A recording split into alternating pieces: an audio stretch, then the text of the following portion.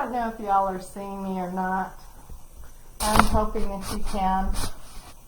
Facebook has made it so interesting to negotiate our thought process here and how to do. And what's even worse is that we all bought into this as the collective thought process. Okay? And that's part of what our title is all about. What is it that you need to unbelieve so that you can step out of the illusion? Each moment we are told this. Now, whether or not we actively believe it or not, or put it to good use, I want you to start thinking about this on a daily basis, on a moment-to-moment basis. I want you to start focusing on what you're doing, saying, thinking, and catch yourself in the negative. Okay, so understanding that each moment creates our next. Every thought creates our next experience. I got this weird thing with my bang going on, it's sticking in my eye, so I apologize if I flick at my hair, because you know it's just me. I'm going to try really hard. So we know that everything that we're thinking of and doing and saying is creating our moments. But we started this way long ago, and we're pre-programmed to continue it. And that's what we're talking about today. As a spirit, you chose to come into this body, to these parents, to these siblings, to this town you were born in, to the body that you are going to use as a vehicle for your metaphysical spirit. And as that vehicle, you created the hair color, the eye color, the health situations. All of this you have done in order to step out of creating just what you created.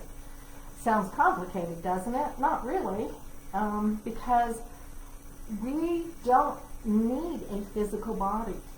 Our physical body is limited by staying on Earth. It has a limited vibration. Yes, we can raise our vibration by raising our consciousness, by raising all the thoughts that we need to do in order to create a higher awareness. But in utero, when we were in our mother's stomach, our first emotions were created. You know, it was a hormonal response. The hormones hit. You're either coming from a place of fear, or maybe you got an adrenaline rush, or maybe you got this love bucket. So that's your base emotion that you come from. And we use our emotions to create everything else. Oh, candy tastes good. Love that experience. So I must have candy every day so I can have that lovely, lovely experience of eating candy and feel warm and cozy. Or maybe it's mashed potatoes. Or maybe it's Fruit Loops. Who knows? Whatever. Whatever it is that you got what triggers your happy moment, you create that and you get it. Okay? So you will actively seek it. Now, watching our parents, we started creating our lives, patterning our lives after our parents. For example, my parents were heavy, heavy smokers. And I mean heavy. My dad smoked 5 packs a day. I watched the smoke come out of his mouth as he talked. So guess who became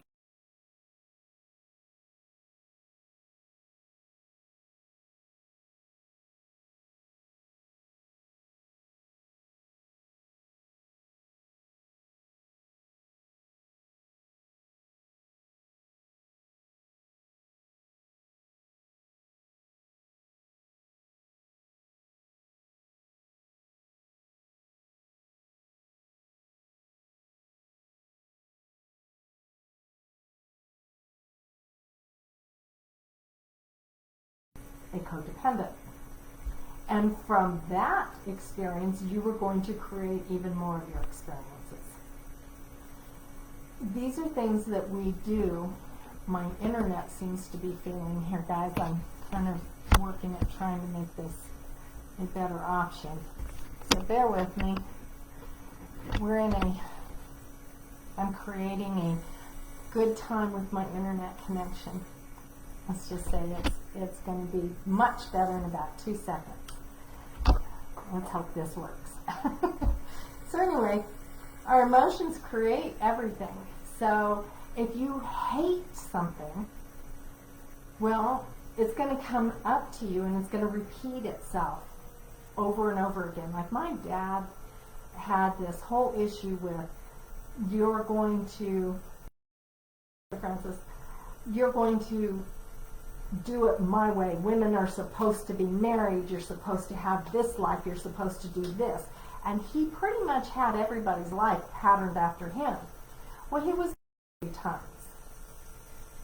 So most of my family got married at least 2 times. I'm the only one that just decided once was enough. And that's okay, because that's me. That's what I chose not to pattern my life after. So with that being said, my mother also said, you know, in her generation, a man is supposed to be the person who guides you and protects you. So she too created multiple marriages. She married 3 men 5 times. With that being said, that 3 men 5 times told me that you could go back to the man and hopefully they'll change. Well, I tried that a couple of times. It didn't really work. So that for me did not work. It didn't make me feel warm and fuzzy. It made me realize nothing really changes unless you do. And that's where I came in and changed. Sorry. So we have those patterns that we create from our parents. We have, and our siblings do it too. Our siblings bring to us experiences. Now, whether or not we really always buy into what our siblings do is a whole nother story. Because I didn't buy into everything that my sisters bought into. And that's okay, because that was me. They read a lot of Harlequin romances. And I mean a lot. And they read those the comic books. And I tried reading those. And what I found out is that this multimillionaire meets this little shop girl. And he walks in the shop and he's angry and obnoxious, and she can't stand him. And when she can't stand him, then he comes back and he eventually slaps her, and then they fall madly in love. And they live happily ever after. Somebody slapped me once, I'd never go out with them. That just doesn't ring logical to me. So yeah, the Harlequin romances were not what I was going to watch. They were not going to read what I read. They were not going to be anything like that. In the same token, my dad read spy novels. Okay, so I picked up a few of those. We were taught to read. I read incessantly since I was a little kid. So I read Godfather when I was 12 or 13. I took it to school and got in trouble for it. But, you know, page 36, I think it was the really, that scene that everybody in the school wanted to read. So with that being said, you know, the spy novels allowed my father to place himself as the hero. And the woman, she was saved by the conquering hero. And so he always looked for women who were in distress. Well, that didn't work for me either, because I wanted to be the conquering hero. Because that's the, you know, who doesn't want to be the hero of the book? Who wants to be the one taken care of? Well, evidently my mom and the next 2 wives, but that's okay. So we create from what we're shown in our world. We create from those things we read and what information we absorb. So fear creates it for us really, really fast. You know, when you're a little kid, it's the boogey bear. Wait till your father gets home, or I'm going to tell your mother. Your mother is going to get you. Your father's going to get you. Your teacher's going to get you. Everybody was going to have a piece of you. So you lived in fear of violence. Yet, you lived in such fear that sometimes you created it and you got swats at school, which I didn't. I remember one time I was taken out in the hall for swats, and the teacher looked at me and said, "Never mind." I don't know if it was the look of defiance or the fact that there was something in him that says, if you swat I think I weighed all of 65 pounds in those days, and I was super, super skinny. And he knew he was going to launch me down the hall. I don't know what it was. It didn't matter. He chose not to. So I didn't have that experience because I did not believe anybody should ever hit me. With that being said, I have siblings that were physically punished throughout their lives for whatever reason. So we need to quit making our stories up to bring us so we can get out of the beliefs. So you have to look at really at what you're believing is a normal way to live in order to quit creating any health issues, any physical issues, any mental, emotional drama, anything that's uncomfortable. We need to step out of that so that we can create a world of higher knowing, of conscious creation. We are amazing beings of light and love. We're also in a human form, so that kind of slows our vibration down, but it doesn't have to stop us. It's just a learning mechanism to deal with, to raise your level of awareness so that you can metaphysically travel throughout the galaxy. I don't see why we couldn't.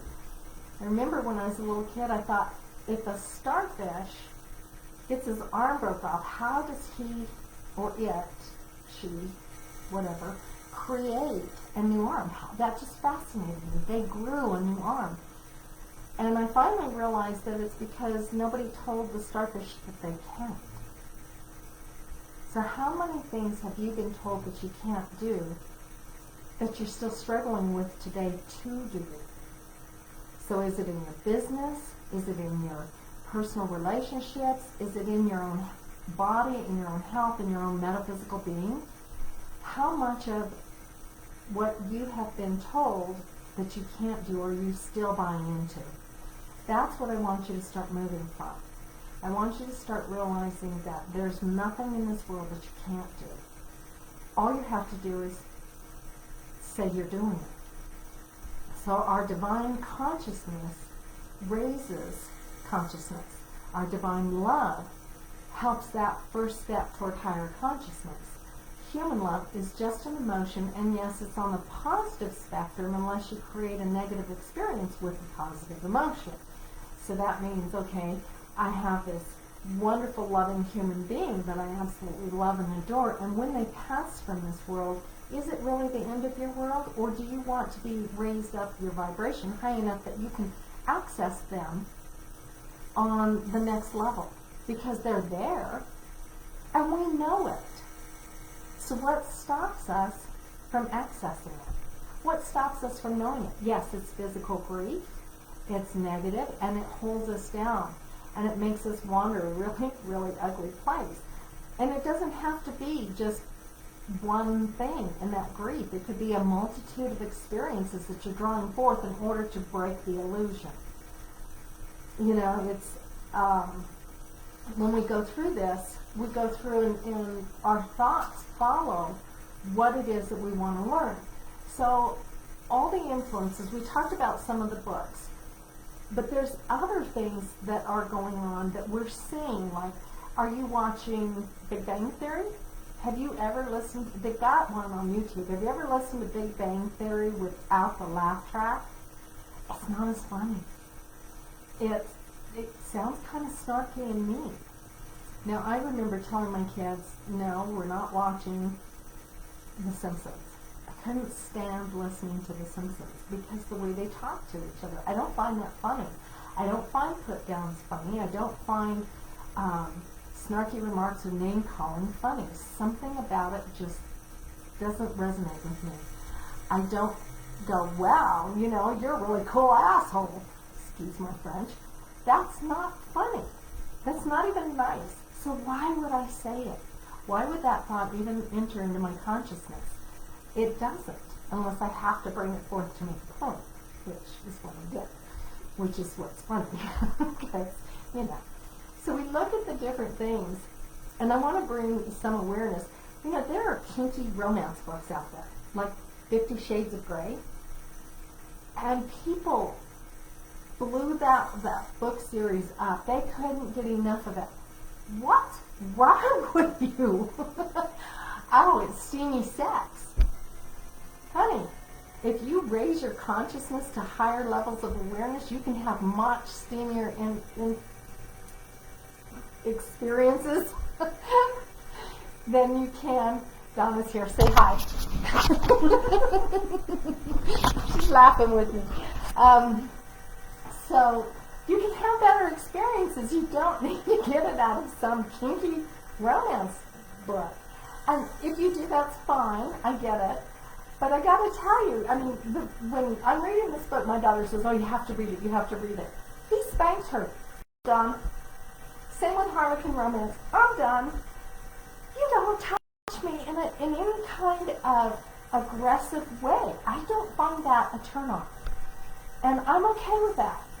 I am okay with not having that experience because the being that I am knows that I resonate to a higher frequency.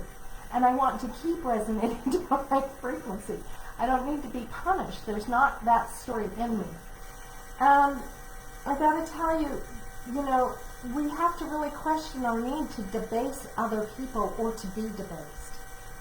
Why are we doing it to each other? Why are we fighting? Why are we engaging in conflict, whether it be through our political beliefs, our health beliefs, our spiritual beliefs? Why are we engaging in conflict? Why not raise your consciousness so that all that stuff goes away, so there's no more conflict, and all the people who are of higher consciousness just come to you and you guys raise your light together. So it's like I told my daughter one time, nothing that you do is ever so horrible that I will not love you. And she looked at me dumbfounded. I mean, she was probably 14, and she had done some pretty stupid stuff, admittedly. I think she'll admit it. So when she had done these things, she was looking for me to retaliate because I had, for a long time, I punished her, grounded her, doing bad stuff. That's a horrible thing to do. Shame on you, shame on you. Shame. And I created shame. And I shouldn't have. But that's the beliefs that I was raised with, so I passed them on to really kind of screw up my daughter so that she didn't know that she was a magnificent, metaphysical, multi-dimensional being of light and love. She had to work through her own stuff, and I had to too. So when we do that, and we create that, we're not radiating our light. Now if we raise our light, guess what happens? We start affecting everybody. Everybody in our sphere of influence, everybody in our city, in our neighborhood, in our home. Why wouldn't we choose to be the most positive us we can be? Why would we then choose to, get a kick out of watching the neighbor run down the street chasing the dog? It might be funny, but it's also heartbreaking because that poor person's living in fear their dog is going to get away. So we have to recognize that even the funny things can hold an element of fear. And we have to realize that nobody is there to rescue us. We can't take our spouses with us on this journey. We can't take each other on this journey. All we can do is hold space. Our animals can't take us. Our animals are there, and they are in the moment now. They don't need us to mollycoddle them. They're not, they have their own experience and they're more aware than we are. They vibrate at a better rate than we do. But we like to think of them as beneath us because they don't have the same language that we do or the same level of expression.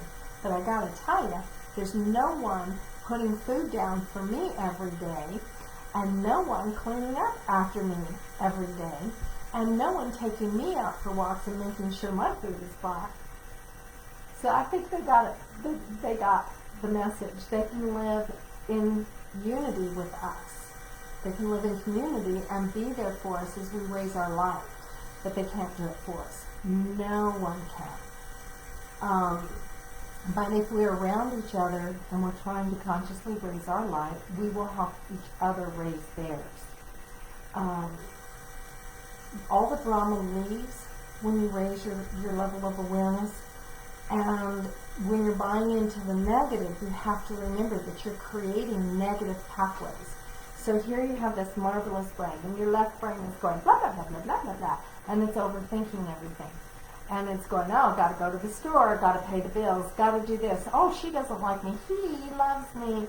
This person is out to get me. We create all these stories in our left brain. And in our right brain, which is the brain that we could really be using to create these marvelous pathways of awareness and love, we're not triggering that. We're not making beautiful drawings and color palettes, and we're not sitting down reading a book on peaceful progression in spirit. We're watching violence on TV. We're watching horror stories. I used to watch All My Children in One Life to Live. Loved it because, I could listen to it and get all kinds of stuff done because I knew all the characters. I didn't have to sit avidly and watch it. It used to drive my kids nuts because I already knew the stories they were going to tell. Somebody was going to die, then they were going to come back to life. They were going to get married, then they were going to get divorced, and then they were going to marry each other's best friends, and then they were going to be caught in an affair with each other and get back together and get married again. What? How much of that do you want to puke out? I mean, it's the same story. We're all seeking outside of ourselves to create this loving, happy experience when we shouldn't. So watching that creates those negative pathways of disbelief, and it reinforces the illusion of what we're living in. So you have to remember that where you focus, that's where your thoughts are going to go. Where you focus, that's where you're going to be. The irony is when people buy into what you're creating and you're focusing on, if they see it, they got the same problem. And we don't like to admit that because remember that whole mirror thing? We see what's in each other because it's in ourselves. So I want you to practice, and this is how I want you to start getting out of this. I want you to see everybody as fantastic, loving human beings. And I want you to tell yourself, this person is a fantastic, beautiful spirit of light and love. I want you to focus on seeing that person as successful. And I want you to see their successes. Then I want you to bring it home. I want you to tell yourself, I am nothing but love. I have the higher states of consciousness. Because if you focus, seeing yourself as that higher state of consciousness, seeing yourself as that magnificent healer, magnificent being of light and love, the psychic phenomena that you want to create, the medium with gifts of innumerable, then you have to see it to create it. Don't say to yourself, it's hard work, I have to work at this. I want you to just know it's happening. I want you to just fake it till you make it. I want you to keep telling yourself, I am creating abundance. I am getting everything that I need to create a higher me, to get out of this illusion. I want you to tell yourself, you don't need other people's help, but you would appreciate their light and their knowledge if they care to impart it, and seek out those people who are actually doing it for themselves and ask them how they're doing it. Find out what they're telling themselves. Don't go, oh, I know this great person, but every time I talk to them, there's, they're going, oh, my life sucks. Because, I got to tell you, I was there. And it's been 3 years of living hell to get out of there. So what I'm telling you is something that I had to do myself, something that I had to recognize, and something that I am doing today. Because there's no amount of me that wants to keep recreating in the illusion. I want to consciously create love, light, peace, harmony. I want to travel the galaxy. I want to go out of body. I want to go have talks with the ETs. The ETs can't save you. You have to meet them on their level. They're not going to come down and make you Mary Sunshine. You've got to meet them as Mary Sunshine so that they can vibrate with you together from where you're at. And don't get me wrong, there are ETs out there. We call them reptilian. I happen to think that's the name for the reptilian brain, or the lower brain, that we make manifest not nice things from, or you can call them draconians or whatever, but they're the ones that live and suck off all the fear that they're happily creating so that you live in fear. So yeah, they're gonna, you're gonna say, oh, well, I've got evil following me. I'm walking through evil doorways, or some horrible demon is gonna chase me. I've never had a demon chase me. It's like, because I never thought one would. I mean, I never had to create that experience. So knowing that, I had other experiences that I had to learn to unbelieve, but that wasn't one of them. So raise your consciousness, raise your vibration. Know every time that you're taking a bite of food, I don't care what the food is, that food is nourishing every cell in your body, and every cell in your body is brimming with bright light. Just the healing light, the bright white light, whatever light you want. Make sure that what you're attracting is not by stuff that you're creating in the negative, but through substandard thoughts. Start creating from the higher thoughts of consciousness. Start letting go. See, now, Michelle's back. SWANDA is back. Okay? This is who I was before my son died. And this is who I'm going to be from here on out. This is who I am as a radiant light of love and light. Radiant being. I'm going to be that person because that's who I am. That's who I've always been. That's who I will always be. My heart to yours. Remember, fake it till you make it. Just start talking in the positive. Just keep embracing it. Know that you're going to attract all the powerful light and love that you can possibly embrace, and you're going to take that next step up. Every time, you're going to keep going upward. Because you know what? We don't have room for fear and negative thought patterns in this life. There's no more fear. Embrace your higher self. My heart to yours. Love you. See you next Friday.